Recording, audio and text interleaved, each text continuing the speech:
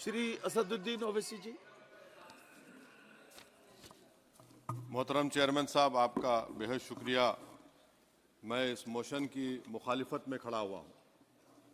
Sir, मैं शुरुआत में हबीब जालिब का एक शेर पढ़ना चाहता हूँ। आप उर्दू जानते हैं और लॉ मिनिस्टर भी उर्दू जानते हैं। हबीब जालिब ने कहा था कि हुक्मरान हो गए कमीने लोग, खाक में मिल गए नगीने लोग, हर मुहिब वतन जलील हुआ, रात का फासला तवील हुआ, आमिरों के गीत जो गाते रहे वही नामो दाद पाते रहे, रहजनों ने रहजनी की थी, रहजनों ने रहजनी की थी, रहबरों ने भी क्या कमी की थी। सर, मैं अभी सुन रहा था हमारे शिंदे ग्रुप के शिवसेना के पार्टी लीडर अपनी तकरीर कह रहे थे। कहा कि 6 दिसंबर में जब बाबरी मस्जिद को शहीद किया जा रहा था तो उस वक्त के वजीर आजम नरसिम्हा राव पूजा कर रहे थे। आप ही ने कहा और कहा कि मुझे डिस्टर्ब नहीं करना। तो ये बड़ा अजीब मौका है कि बीजेपी की ताईदी पार्टी ये कह रही है कि नरसिम्हा राव ने कहा कि मुझे डिस्टर्ब मत करो, मैं पूजा कर रहा हूं, और जिसने रथ यात्रा निकाला, इन दोनों को मोदी सरकार ने इस मुल्क का सबसे बड़ा सिविलियन अवार्ड दे दिया, सबसे बड़ा सिविल अवार्ड दे दिया। तो ये बताता है कि इंसाफ जिंदा है या जुल्म को बरकरार रखा जा रहा है। तीसरी बात यह है कि सर, इस ऐवान में सियासी पार्टियां आएंगी, चले जाएंगी। आप आए, मैं आया, हम भी चले जाएंगे। मैं जमीन की गिजा बन जाऊंगा, ये ऐवान तो बाकी रहेगा। मगर सर, मैं ताजुब कर रहा हूं कि लोकसभा मुख्तलिफ आवाजों में कैसे बोल सकता है। लोकसभा तो एक ही आवाज में बोलना चाहिए, और लोकसभा भी भारत के संविधान आइन के बेसिक स्ट्रक्चर का ताबे है। और सर, ये इसलिए कह रहा हूं कि 16 दिसंबर को मैं ले कर देता हूं। 16 दिसंबर 1992 को इसी लोकसभा ने एक रेजोल्यूशन पास किया था। आप इजाजत दीजिए तो मैं पढ़ता हूं सर। दिस हाउस, अच्छा, ये गुलाम नबी उस वक्त के मिनिस्टर थे, आज नहीं है, उनका नाम नहीं लेना चाह रहा था। This house strongly and unequivocally condemns the desecration and demolition of the Babri Masjid at Ayodhya by and at the instigation of forces represented among others by VHP, RSS and the Bajrang Dal, which has caused communal violence in the country. Such act of vandalism was carried out not only in violation of order of the Supreme Court, but amounted to an attack on the secular foundations of our country. This House expresses anguish at the happenings and wishes to reiterate its resolve that it will ceaselessly endeavor to uphold the secular and democratic traditions of our country and for the maintenance of rule of law. और एक paragraph है, नहीं पढ़ूंगा। मैं ताजुब कर रहा हूं कि जब इस ऐवान ने एक रेजोल्यूशन पास किया तो हुकूमत आएगी जाएगी, और हुकूमत ये मोदी हुकूमत जश्न मना रही है जो 6 दिसंबर को हुआ। तो ये एक बात है सर। चौथी बात यह है कि सर, नहीं, 6 दिसंबर के ऊपर कोई जश्न नहीं है। राम मंदिर के निर्माण की जो प्रतिष्ठा हुई है उसको संबोधन कर रहा है, और वो सर्वोच्च न्यायालय के द्वारा तथ्यों के आधार पर दिए गए निर्णय के कारण से हुआ है। सर्वोच्च न्यायालय का निर्णय है, तो तथ्यों के आधार पर निर्णय है। वो विषय आपने बोल दिया, ठीक है, ओके। परंतु जो मंदिर का निर्माण है वो नियमानुसार सर्वोच्च न्यायालय के निर्णय से तथ्यों को देख करके। और एक सेकंड, आप इस्लाम के बहुत जानकार हैं, विद्वान हैं वैसे भी अब कानून के। यदि किसी अन्य धर्म के स्थान पर मस्जिद बनाई जाए तो शायद उसको मान्य नहीं किया जाता। अभी एएसआई ने, सुप्रीम कोर्ट ने स्वीकार किया है कि वहां पर राम मंदिर था। तो इस विषय केवल यह है कि वहां पर राम मंदिर ठीक बना कि नहीं बना, वो विषय हो गया। तो कृपया इस पर यदि आप कुछ बोले तो बोलें प्लीज। सर, मैं आपको गलत साबित कर दूंगा सर। और मैंने रुक तो जाइए बड़ी इज्जत के साथ सर, मैं आपकी बड़ी इज्जत करता हूं सर। आपको मैं कोट कर रहा हूं सुप्रीम कोर्ट का जजमेंट, पैराग्राफ 1222 रोमन 17, उसमें लिखा गया है, the destruction of the mosque took place in breach of the order status को and the assurance given to this court, the destruction of the mosque and obliteration of Islamic structure was an egregious violation of the rule of law. Egregious का मतलब जो छोटी मोटी अंग्रेजी में आती है वो क्रिमिनल एक्ट कहा। और सर आपने कहा था कि वहां पर मंदिर को तोड़कर बनाया गया। सर मैं आपके सामने ये तमाम चीजें लेकर दूंगा, सुप्रीम कोर्ट के जजमेंट के पैराग्राफ्स हैं जिसमें सुप्रीम कोर्ट ने एएसआई की रिपोर्ट को नकारा। उन्होंने कहा कि मंदिर को तोड़कर मस्जिद नहीं बनाई गई थी।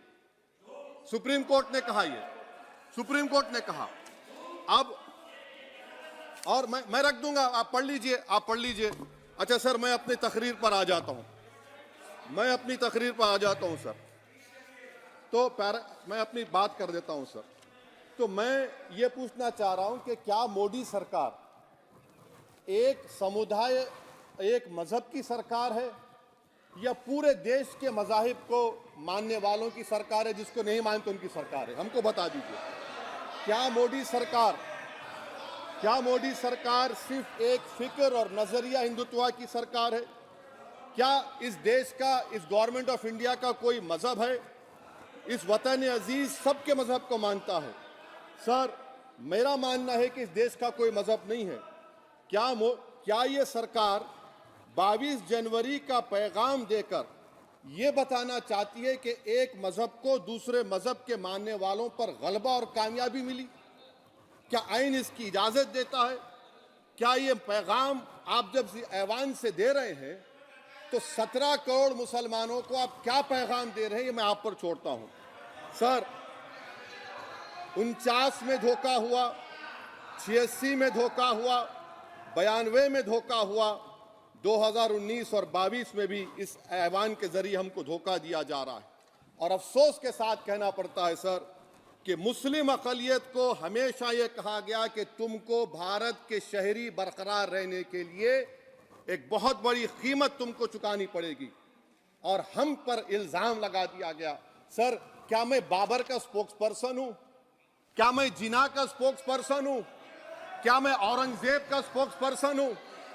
बताइए सर, आखिर मैं कहां तक आप मुझे लेकर जाएंगे? दूसरी बात यह है सर, दूसरी बात यह है कि फिर 6 दिसंबर के बाद देश में फसाद हुआ, नौजवानों को टाडा में डाला गया जो बूढ़े होकर निकले।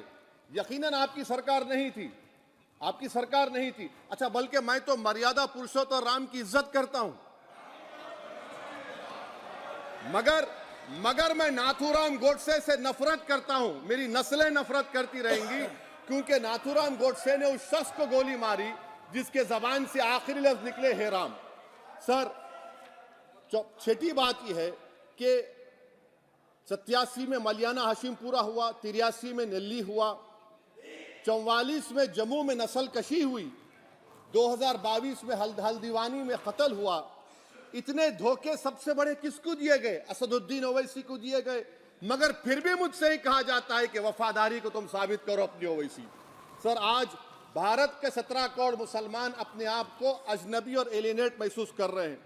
मैं बहुत बड़ी नाइंसाफी होती है, सर ये कोई तारीखी नाइंसाफी को इंसाफ नहीं किया जा रहा है। स्पीकर बल्कि सर, अंग्रेजी में स्पीकर सर केवल एक प्रश्न का जवाब ओवैसी साहब दे दें कि बाबर को वो आक्रमणकारी मानते हैं या नहीं मानते? पुष्पमित्रा संघा को आप क्या मानते हैं? बताओ, पुष्पमित्रा संघा को आप क्या मानते हैं? जम्मू के वो कश्मीर के वो राजा को क्या मानते हैं जिसके पास एक फौज थी मंदिरों को तोड़ने के लिए? आप क्या मानते हैं? यही तो मैं कह रहा हूं कि निशिकांत दुबे 47 में आजादी मिली, असदुद्दीन ओवैसी से बाबर की बात पूछ रहे हैं। तुम गांधी की बात पूछते, तुम बोस की बात पूछते, तुम जलियांवाला बाग की बात पूछते, तुम काला पानी में जो मुसलमान शहीद हो गए उनकी बात पूछते, मगर बाबर की बात पूछी जाती है। तो सर मैं आपको बता रहा था, खामखा डिस्टर्ब किए सर मुझे, मेरा वक्त ले लिए निशिकांत दुबे। सर मैं आपसे कह रहा था मोदी हुकूमत ये पैगाम दे रही है भारत के मुसलमानों को कि जान बचाना है या इंसाफ चाहते हो। मैं कह रहा हूं मैं भीख नहीं मांगूंगा, मैं इस नंगी तासुब को कबूल नहीं करूंगा। मैं दूसरे दर्जे के शहरी के मौक़िफ़ को कबूल नहीं करूंगा। मैं अपनी शनाख्त को नहीं मिटने दूंगा। अब मैं झूठी और दिल फरेब बातों पर हरगिज भरोसा नहीं करूंगा। मैं वो काम नहीं करूंगा जो बीजेपी और नाम निहाद सेकुलर पार्टियां चाहती हैं। मैं वो काम करूंगा जो आपको पसंद नहीं है, संविधान के दायरे में रहकर। सर, कंक्लूजन में मैं आपको बताना चाहता हूं कि आज इस देश को किसकी जरूरत है। इस देश को अयोध्या में, तारीख शायद नहीं पढ़ते होंगे, मौलाना अमीर अली कौन थे, पुजारी बाबा रामचरण दास कौन थे, अयोध्या के पुजारी थे। दोनों ने मिलकर अंग्रेजों के खिलाफ जंग लड़ी थी और दोनों ने, अंग्रेजों ने इनको गिरफ्तार किया और एक पेड़ पर मौलाना अमीर अली को और पुजारी रामचरण दास को फांसी दे दी गई। देश को इनकी जरूरत है। देश को शंभू प्रसाद, अचन खां, ये राजा देवी बख्श सिंह के फौज में थे, अंग्रेजों से मुकाबला किया। मुसलमान की लाश को जला दिया गया और शंभू प्रसाद को दफना दिया गया। इस देश को यह जरूरत है। देश को बाबा मोदी की जरूरत नहीं है। आज भारत को अयोध्या के मौलाना अमीर अली और रामचरण दास, अचन खान, शंभू खान की जरूरत है। सर, मैं अभी सुन रहा था ये नाम निहाद सेकुलर पार्टियों के बयानात को। क्या होता है सर, आप, खत्म कर रहा हूं, क्या होता है सर, जब काजी साहब गवाहों को लेकर दुल्हन के पास जाते कि तुमको निकाह कबूल है, तो दुल्हन शर्मा के खामोश बैठ जाती। तो इनकी खामोशी रजामंदी की अलामत है। जी जी। तो सर, मैं खत्म करने से पहले ये बताना चाह रहा हूं कि जब वजीर आजम जवाब देंगे तो क्या वो भारत के 140 करोड़ जनता के लिए जवाब देंगे या फिर सिर्फ हिंदुत्व की फिक्र रखने वालों का जवाब, मैं खत्म कर जवाब देंगे। मैं ये देश, दुनिया, मुसलमान देख रहा है। सर, मैं आपको ये भी बताना चाह रहा हूं, आखिर में कंक्लूड कर रहा हूं सर, 1 मिनट चाहिए, 1 मिनट चाहिए सर। सर, मेरा मानना यह है कि आज मैं बहैसियत एक भारत के गयूर मुसलमान के, let me stand as a tall Indian Muslim and say that the light of Indian democracy today is at its dimmest today, sir. Sir, in conclusion, मेरी फिक्र में, मेरा ईमान मुझे कहता है कि जिस जगह पर मस्जिद थी, है और रहेगी, बाबरी मस्जिद है और रहेगी, बाबरी मस्जिद जिंदाबाद, जिंदाबाद, भारत जिंदाबाद, जय हिंद। सबको जोड़ने की बात की जाए वो बेहतर है। जी, श्री बीबी पाटिल जी। अच्छा, सॉरी। स्पीकर सर, बहुत बहुत धन्यवाद। जैसे जैसे भारत विकास और आध्यात्मिक के जादुई पथ की ओर बढ़ रहा है, प्लीज, माननीय गृह मंत्री जी।